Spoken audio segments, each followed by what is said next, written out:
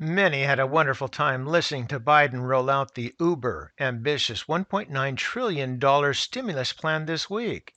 It was a party atmosphere. Masks, of course. There were drinks, appetizers, and the clinking of champagne glasses toasting the rise of the progressives and the defeat of the deplorables. But today it dawned on the partiers that the bigger the size of the package, which is stuffed with minimum wage hikes, bailouts for the reckless spending of the enlightened U.S. cities and states, and other yummy Democratic priorities, the more impossible it will be for the Republicans to vote on the Biden proposal. But add to that, it's likely to take longer for any stimulus to reach the economy than Wall Street had planned. Because, of course, we have an impeachment to attend to.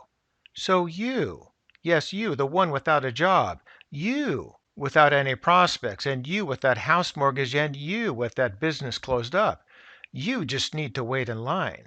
We have much more important things to attend to, like my hair styling appointment. And as complacency has come to rule, that's just about when the recent market euphoria will soon fade because traders are beginning to realize that Biden's use of the phrases paying their fair share and closing loopholes could spark a tax hike driven sell off since the stimulus boost is already fully priced in. While they want you to focus on the music still playing, few have noticed there aren't as many chairs as there used to be to claim when the music stops. So, let's take a look at the charts.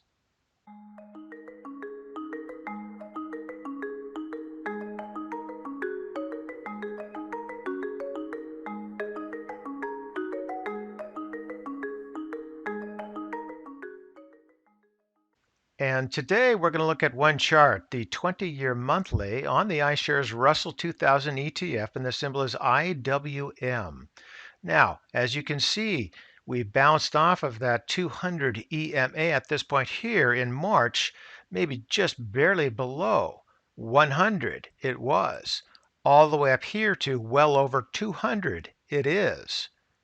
We're at that point there, 210.75. So as unlikely as this drop was to continue moving on down, the unlikelihood of this moving up forever. Now, when will the music stop? In my opinion, not too much longer. Pick out your chair. Moving down here in volume looks fine. Here in the MACD, it looks like it's still accelerating, for sure, but a huge acceleration. You can see the disparity between the fast and the slow line by the histogram way up here. What a rocket shot up there. A double in under a year. Wouldn't you like to have that? This bottom and basing was fine, but we're all the way up here. Never seen a level that high all the way back. Look at this pattern. Nice pattern, relatively predictable all the way up until this point here. But now we're way up here. Can you predict when that will end? Well, maybe not. But you might be able to get close. And we are close, at least in my humble opinion. Money, quick money from the government might be able to extend this. Here into the RSI, we're moving on up into that overbought territory. We're not quite there. We've been there a couple of times in the past, but then that was where we turned back. Now this time here we had a top at that point and a top at this point, so this one took a little bit longer. But all of these others were relatively short-lived at these levels. So that's what I'm expecting here.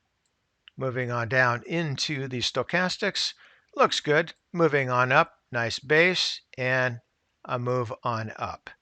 And there into the Williams, pretty much the same thing. We're not going to learn much more from that, with the exception that we're in the overbought territory. But how long will he linger in these levels?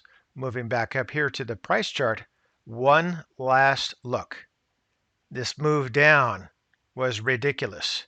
This move up is ridiculous. Be prudent, be patient, be careful. Save your cash.